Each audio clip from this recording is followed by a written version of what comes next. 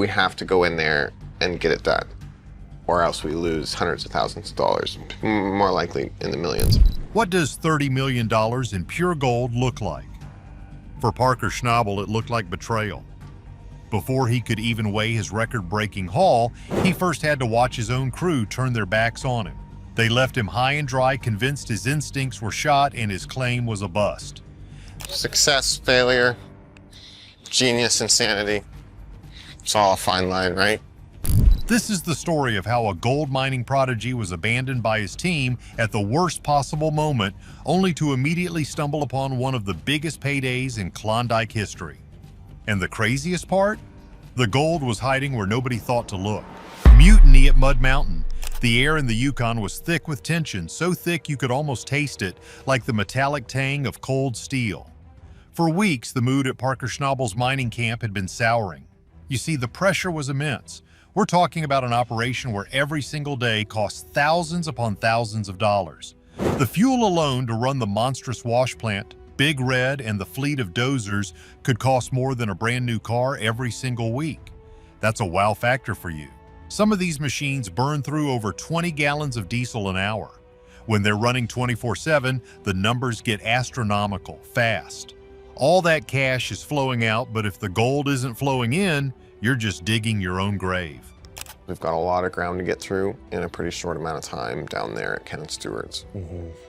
And we're a bit behind. You're going to be down there on your own because everybody else is spread really thin. Parker was feeling that pressure, and it was making him hard. He was pushing his crew to the absolute edge. These weren't lazy guys, they were seasoned miners, tough as nails, who were used to 16-hour days in the dirt and mud. But everyone has a limit. The thing nobody tells you about reality TV is that the exhaustion is 100% real. The breakdowns, both mechanical and human, were becoming more frequent. A critical hydraulic hose would burst on a bulldozer, shutting down the entire operation for hours. A key conveyor belt would snap and the whole team would have to scramble to fix it, losing precious time. Each time something went wrong, Parker's frustration grew and he laid the blame squarely on his team. The final straw came during a routine cleanup. The gold yield was low, way lower than Parker had projected. The mood was already grim when a heated argument broke out. Fingers were pointed, voices were raised. Parker, only in his 20s, but the boss of men twice his age, made it clear he thought his crew wasn't pulling their weight. For the miners, who had been breaking their backs in the freezing mud, it was the ultimate insult. They saw a boss who was losing faith in them, and worse, leading them down a path they believed was barren. Trying to open a cut like this time of year, definitely not going to get very far very fast. If we got any chance of getting through this season, we're going to need some big machines up here to do it. They were digging in a cut that had been worked over for generations, a spot most miners would call a dead claim. They wanted to move to new ground, fresh dirt that held more promise. Parker refused. He had a gut feeling about this supposedly worthless patch of land. That's when it happened. One by one, they started walking. First, a couple of the main equipment operators, then others followed.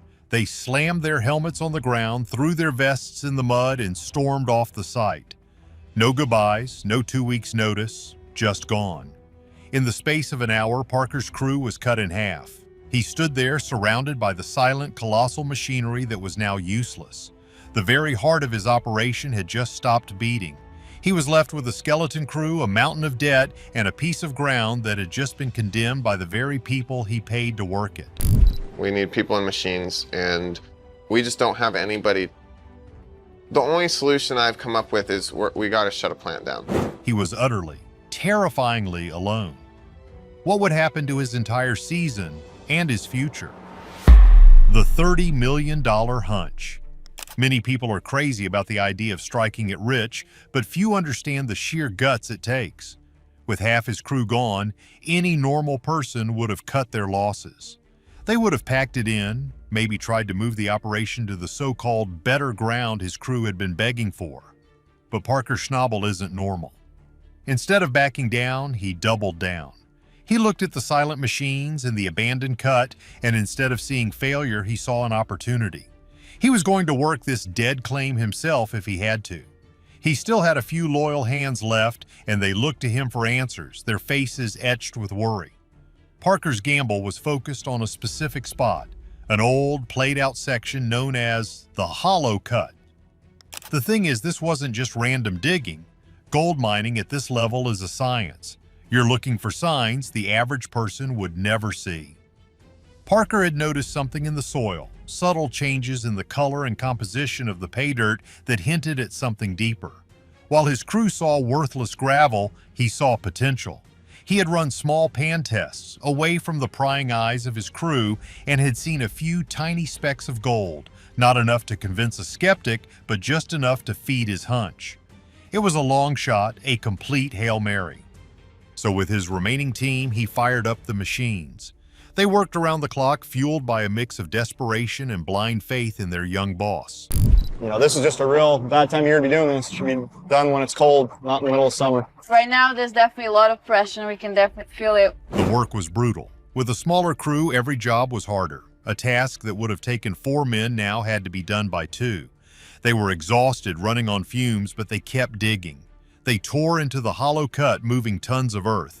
We're talking about moving amounts of dirt equivalent to the weight of a dozen school buses every single hour. It's an insane amount of material to process. For what? A hunch. Hours turned into a day, and the cleanouts were still yielding next to nothing. The few men who remained started to have doubts. Had they made a mistake by staying? Was Parker just chasing a fantasy while their former crewmates were already miles away, looking for new jobs? The whole operation was hanging by a thread. Every scoop of the excavator bucket could be the one that broke the bank for good. Parker was risking not just his season, but his entire reputation. He had borrowed millions, and if this didn't pay off, he would be ruined. He was all in on this one single spot, a place every other miner had written off as garbage. The pressure was unimaginable. But then something changed in the dirt. Vindication in the sluice box. It started with a glint. As the pay dirt washed through the sluice box of Big Red, one of the remaining crew members saw something that made his heart stop. It wasn't just a few flakes, it was a thick, bright streak of yellow. Dave, look at that, Parker.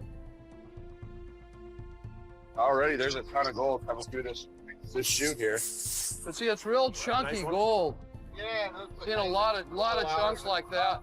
He called Parker over, his voice trembling.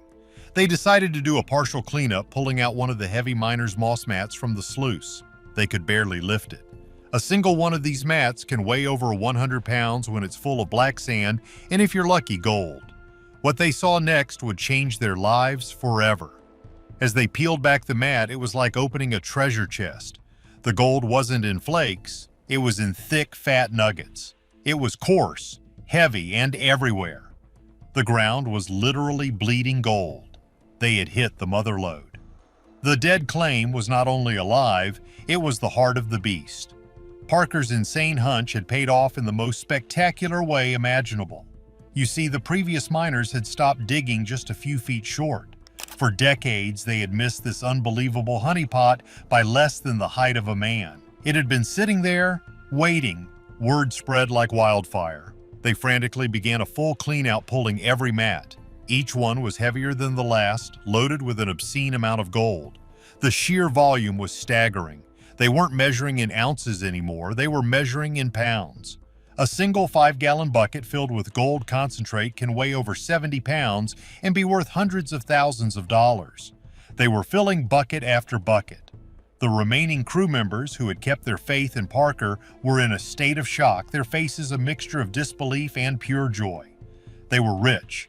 Experts were brought in to weigh and assess the find. The numbers just kept climbing. 100, 120, 140. Well, there you go. 170, 180. 192.05. 10 million, 15 million, 20 million. The purity of the gold was exceptional, some of the best ever seen in the region.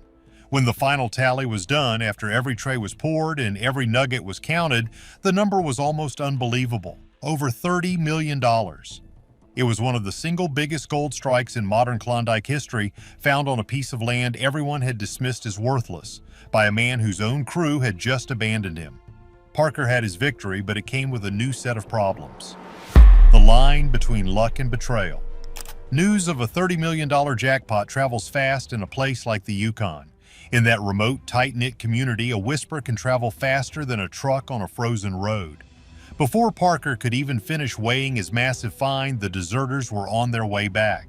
You can just picture the scene, a slow, dusty walk back to the claim they had stormed away from, their faces a mix of bitter regret and faint hope.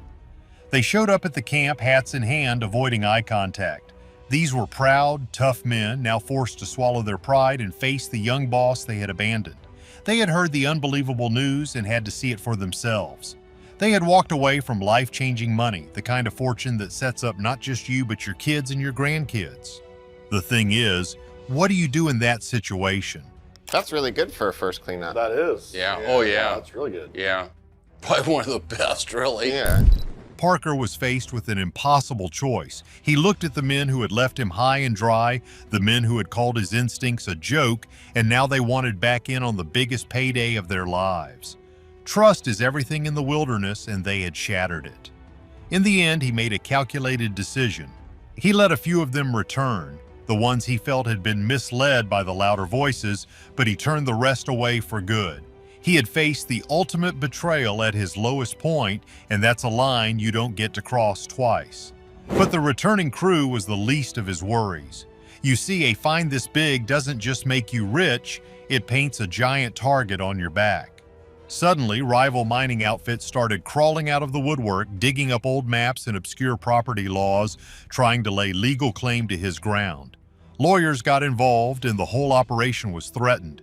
Drones were spotted hovering high above his claim, metallic vultures watching his every move, likely sent by competitors trying to steal his methods or pinpoint the exact location of his honey hole. The camp, once a place of hard work, now had to deal with constant paranoia. Then came the sabotage.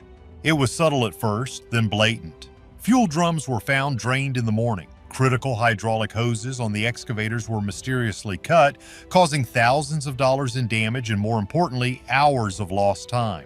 We're going to wrap these tracks, see if we can get this thing on its feet. As you can see, these are used rails going back on it for our Frankenstein assembly here. Tires on their supply trucks were slashed in the dead of night. It was a clear and terrifying message. Someone wanted him gone. The massive jackpot hadn't brought peace, it had brought a new kind of war.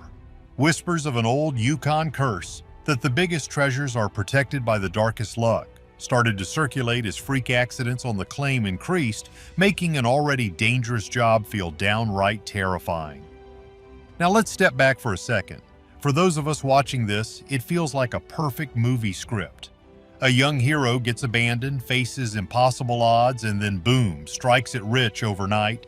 It's the ultimate underdog story. But is it really that simple? Did this all just happen by pure chance, mere hours after his crew leaves? Or are we missing a key detail? The thing nobody seems to talk about is that Parker isn't just some lucky kid. He's a third-generation miner with an almost supernatural ability to read the ground, taught by his legendary grandfather, John Schnabel. The thing is, maybe the intense pressure Parker was putting on his crew wasn't just random stress. Think about it. What if his frantic pan tests had already told him he was incredibly close to something huge?